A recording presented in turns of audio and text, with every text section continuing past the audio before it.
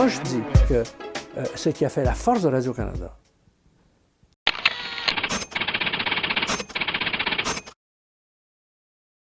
c'est pendant des années d'avoir été capable de mettre à la poubelle ce qu'on estimait ne pas être de grande qualité. Maintenant, il faut prendre tout ce qu'on a, tout ce qu'on nous offre, parce qu'il y a une grille à remplir, on la remplit avec n'importe quoi. Et exceptionnellement, on va refuser quelque chose, parce que là, vraiment, ça dépasse les bornes. C'est sûr qu'on ne peut pas revenir en arrière. On ne peut pas être nostalgique d'une autre époque. C'est sûr qu'à une époque, Radio-Canada avait beaucoup d'argent, faisait toutes des productions internes.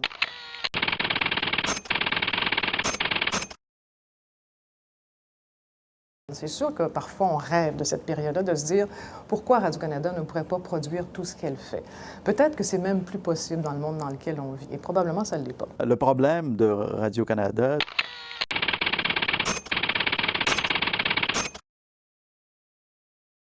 c'est que depuis 15 ou même 20 ans maintenant, depuis que les coupures budgétaires ont commencé dans les années 80, Radio-Canada, pour s'ajuster aux coupures budgétaires, a décidé d'accroître ses revenus publicitaires et en augmentant ses revenus publicitaires, la télévision publique entrait de plein pied dans la bataille des codes d'écoute avec la télévision privée. Alors, le problème, il est là, c'est que quand on est en concurrence avec, pour l'écoute et pour les revenus publicitaires avec la télévision privée, bien, on fait de la télévision qui ressemble à celle de la télévision privée. Je pense qu'à Radio-Canada, dans les sphères dirigeantes, on s'est mis à se dire qu'il fallait concurrencer TVA, puis qu'il ne fallait pas se laisser distancer par TVA. Et puis, on est comme tombé entre deux chaises, et puis donc, il y a eu beaucoup de difficultés récentes à Radio-Canada. Ils sont allés chercher Mario Clément, qu'on avait justement été chercher pour Télé-Québec, puis là, mais Mario Clément, qui est un gars qui a des idées, qui est un gars original, bon, il est en train de reprendre ça, mais est-ce que c'est la bonne manière, la bonne façon? Je ne suis pas sûr.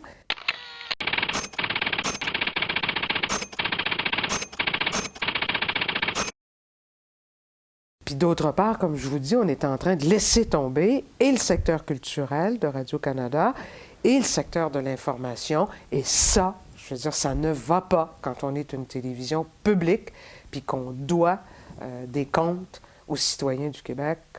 C'est dans la façon de faire, à mon avis, puis c'est dans la façon de gérer les choses.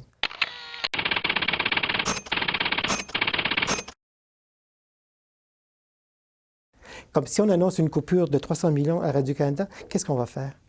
La réaction immédiate, on coupe 300 emplois. C'est pas réfléchi, là. Les gestionnaires ont décidé, on coupe 300 emplois.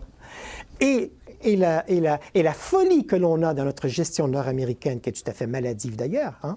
Tout à fait, c'est du tape-cul, en fait, en permanence. C'est-à-dire que plutôt que de réorganiser un emploi, c'est-à-dire acheter peut-être moins de papeterie, acheter moins de meubles modernes, en fait, etc., d'être dans des locaux peut-être moins chers au pied carré, tu comprends bien, on coupe les emplois, on dit les humains, on n'en a pas besoin, mais par contre, on va faire entrer 50 autres machines, en fait, informatiques, etc., plus performantes. C'est vrai? On a, à Radio-Canada, éliminé les créateurs pour mettre à la place des gestionnaires et mettre à la place des spécialistes de la, comment ils appellent ça, de l'imputation. Des gens qui s'assurent qu'on respecte les budgets et que, bon, la cote d'écoute est assez bonne pour que les commanditaires s'y intéressent. Mais il y a certainement eu des préjugés.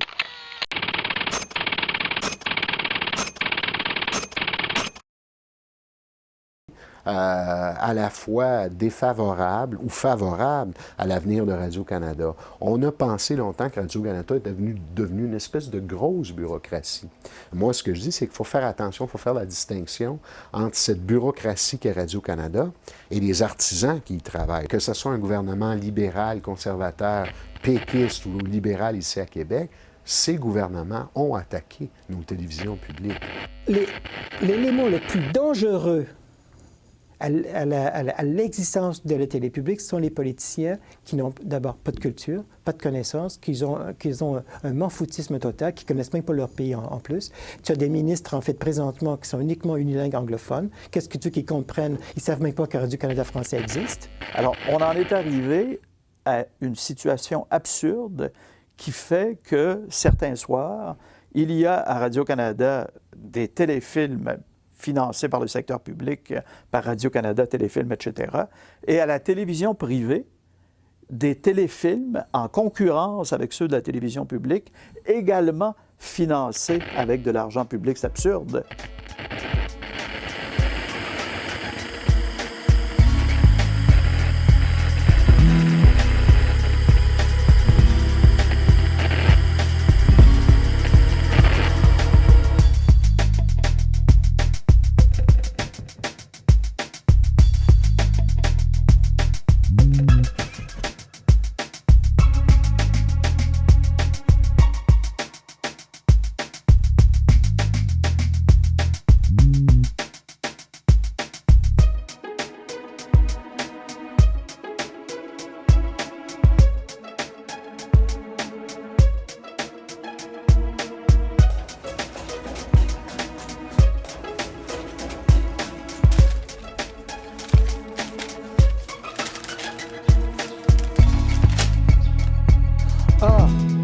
La télé publique, en voulant jouer le rôle de la télévision privée, qu'est-ce qui va se passer? Bien, tout devient banalisé. Tout se ressemble. Il n'y a plus de force et d'énergie, puis il n'y a plus d'identité. Je trouve qu'on a une image de moins en moins distincte. Je trouve ça très malheureux. Je pense pas qu'il faut faire une télévision qui soit élitiste, mais je pense qu'il faut faire une télévision qui est intelligente. Si on veut que la télévision publique soit différente de la télévision privée, il faut que ces artisans aient une façon de travailler qui soit différente de celle des autres. Et on aurait dû transmettre ça d'une génération à l'autre, mais on n'a pas fait ça. Tout le monde est parti en même temps et on ne s'est pas préoccupé de transmettre, si vous voulez, la tradition. Alors, est-ce qu'on s'en va vers une privatisation? J'espère que non. C'est sûr que quand il y a eu ces mises à pied massives-là, ça a été très difficile. Il y a toute une expertise qui a disparu. Il y a toute une façon de faire qui est disparue. Mais ce n'était pas que Radio-Canada. Il faut se replacer dans le contexte de l'époque. Ça a été aussi une façon de faire dans la gestion un peu partout. On a jeté beaucoup d'expérience en pensant que tout ce qui allait être nouveau allait être plus intéressant. Donc, ça s'est inscrit aussi dans une façon de faire de gestion. Mais je ne suis pas sûre qu'une télévision publique doit vraiment se préoccuper des codes d'écoute. Oui, ça en prend. Mais je pense qu'à côté des codes d'écoute, il faut être capable de continuer à faire des émissions qui sont différentes, des émissions qui sont pertinentes, des émissions qui se posent des questions, des émissions qui nous obligent à réfléchir. Une des choses, en tout cas, qui doit distinguer les télés privées des télés publiques, c'est tout le secteur de l'information. Et le problème que j'ai, moi, actuellement, c'est que si on regarde TVA et puis Radio-Canada, qui sont les deux grandes chaînes généralistes, une privée et une publique, la moitié du temps, sinon les trois quarts du temps, on ne voit pas la différence. On ne sait pas qu'on est à Radio-Canada ou si on est à TVA. Si on écoute La Fureur ou je ne sais pas quoi, franchement, même tout le monde en parle. Qu'est-ce que ça fait à Radio-Canada? Maintenant, est-ce qu'elle se distingue de par son administration? Je ne crois pas. Il y a de moins en moins de différences puisque autant la télévision privée que la télévision publique jouent finalement les règles du marché. Alors, je crois qu'elle est encore distincte, mais c'est surtout grâce au travail des artisans, des réalisateurs, des journalistes et surtout les émissions d'information et d'affaires publiques. Bien, c'est-à-dire que la télé publique, comme on se dit depuis très longtemps, c'est la signature d'un pays, c'est l'identité d'un pays. On ne peut pas confier ça en fait, à la télévision privée, qui, elle, est là pour faire du bénéfice.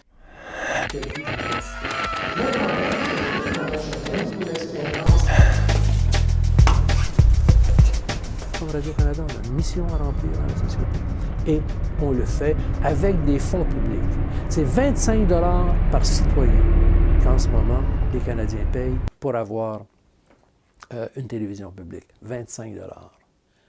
Alors, on pourrait ici faire comme en Europe, où, par exemple, dans les pays scandinaves, c'est au-delà de 300 $ que les gens payent. C'est 1 $ par jour, c'est même pas un Coca-Cola, pour avoir une programmation de qualité qui vous élève au plan culturel.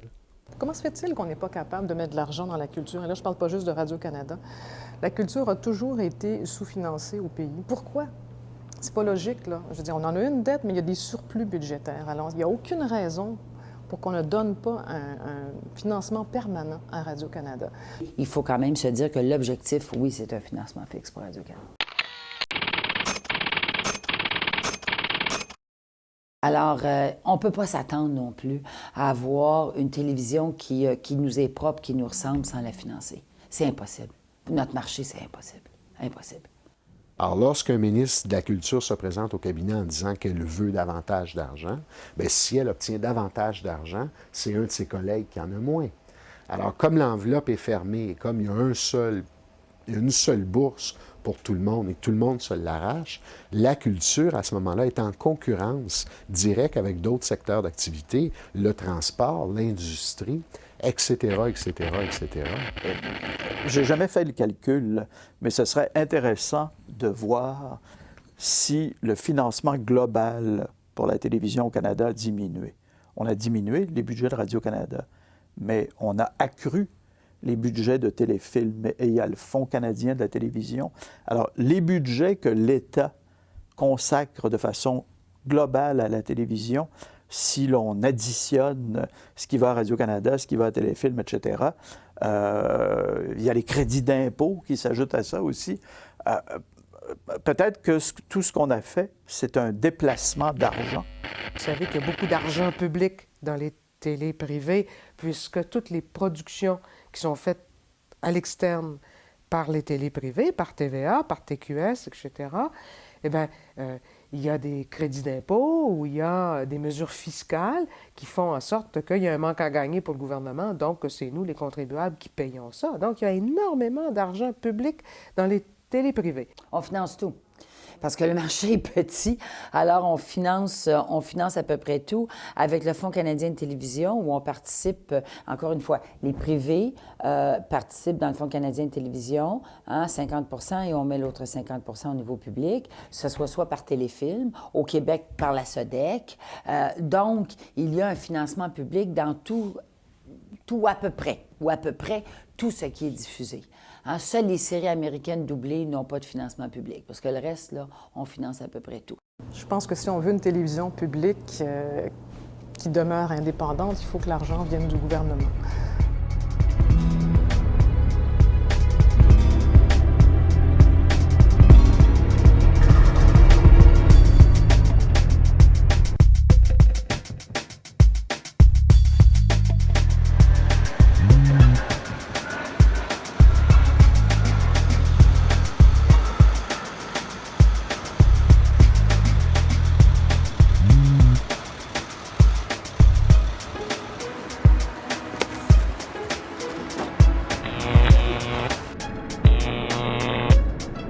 Le mandat actuel, c'est de refléter le Canada, de refléter les régions du Canada, les composantes culturelles du Canada, de voir l'étranger avec les yeux des Canadiens. C'est très nationaliste, au fond, le mandat de Radio-Canada.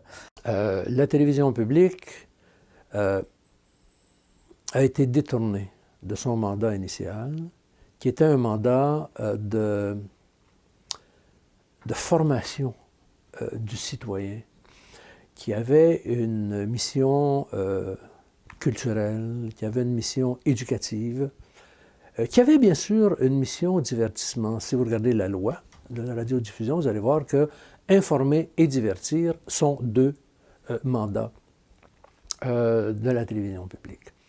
Il faut qu'elle se réinvente. Si elle continue sur sa lancée des dernières années, je parle de Radio-Canada, je pense qu'elle n'a pas beaucoup de place parce qu'elle ne répond pas au mandat qu'on lui a confié.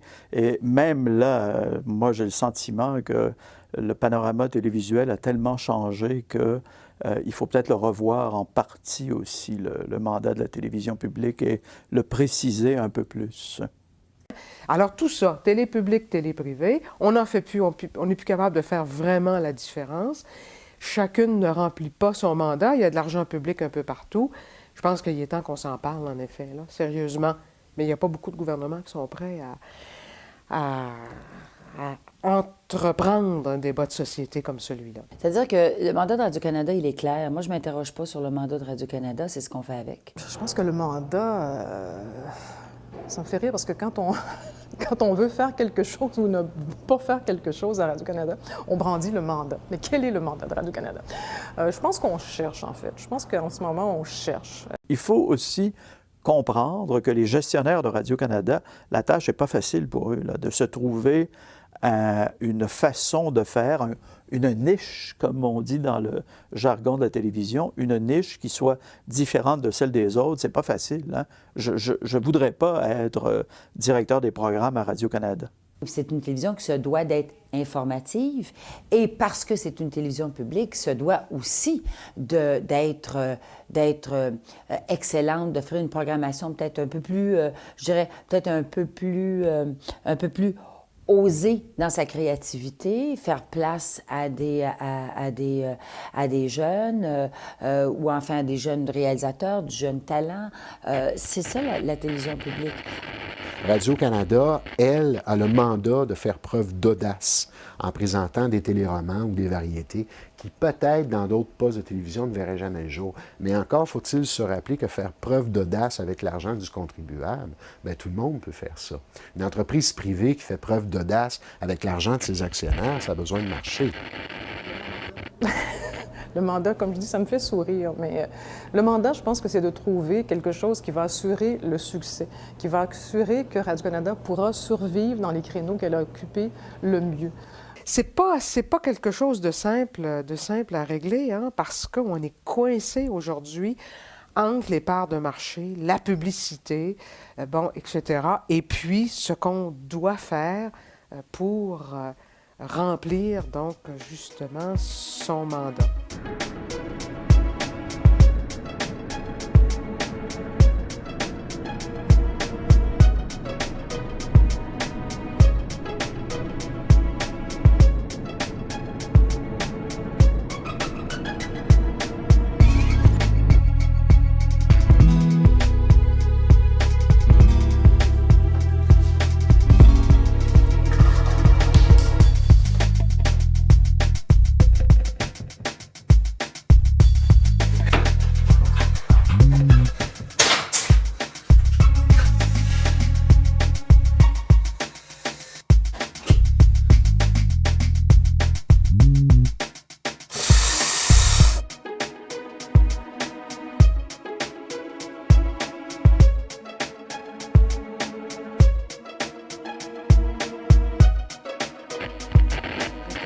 C'est quels moyens on est prêt à mettre comme société dans des télévisions donc publiques, spécialisées et généralistes. Généralistes pour Radio-Canada, spécialisées pour Télé-Québec.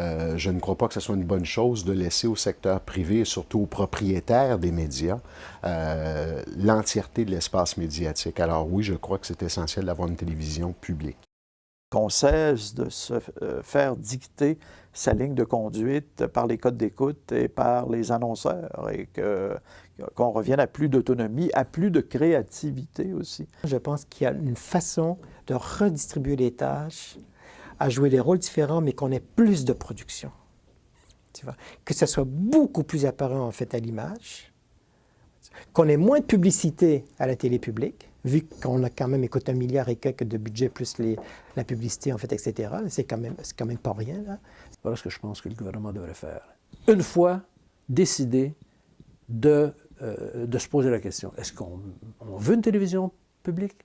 Et si on la veut, quels sont les moyens à prendre pour qu'elle soit de qualité? Pour demander à un pays de jouer son rôle ou à des politiciens à jouer le rôle, il faudrait d'abord qu'ils sachent qu'ils ont une télé publique, à quoi sert leur télé publique, à quoi elle a déjà servi leur télé publique, puis quelle signature qu'on veut avoir dans notre pays, quelle personnalité qu'on veut donner en fait à notre pays. Le public a un très gros rôle à jouer et peut jouer un gros rôle. Il y a les tribunes à Radio-Canada, il y a le service aux auditeurs et aux téléspectateurs, où on peut appeler. Moi, je demande au public d'être proactif. Et il y a des lettres qu'on peut envoyer. Il y a des lettres qu'on peut envoyer au président de Radio-Canada, M. Rabinovitch. Il y a des lettres qu'on peut envoyer au conseil d'administration. Il y a des lettres publiques. Non, je pense qu'il faut, je sais pas, c'est des deux côtés. Oui, je pense que les gens, on doit faire comprendre aux gens par ce qu'on fait que c'est un service qui est très important, la télévision publique. Mais de toute évidence, je suis pas sûre que les gens sont si attachés que ça à leurs produits, à leur télévision publique. Et ça, c'est sûr que ça me chagrine. Mais j'imagine qu'on a une responsabilité dans ça, puis il faut se poser des questions. Et je pense que Radio-Canada est très récupérable. Parce qu'il y a quand même des volontés encore, pas sur le plan politique, j'y reviens. Mais encore au niveau des artisans, je crois qu'il y a encore une volonté. La télé publique devrait avoir le courage de se remettre à nu, qu'elle garde au moins le slip pour ne pas voir autre chose, mais de se mettre à nu pour dire qu'on se donne vraiment un point d'honneur. Ce n'est pas la cote d'écoute qui est importante, en fait, c'est avoir une identité puis avoir le respect de notre identité. Ce qu'il faudrait faire à Radio-Canada, c'est se débarrasser des gestionnaires et faire entrer davantage de créateurs dans la maison. Ça donnerait une grande bouffée d'air frais. Je pense que c'est ça qu'il faut faire d'abord et avant tout. Les gestionnaires sur le carreau et davantage de créateurs.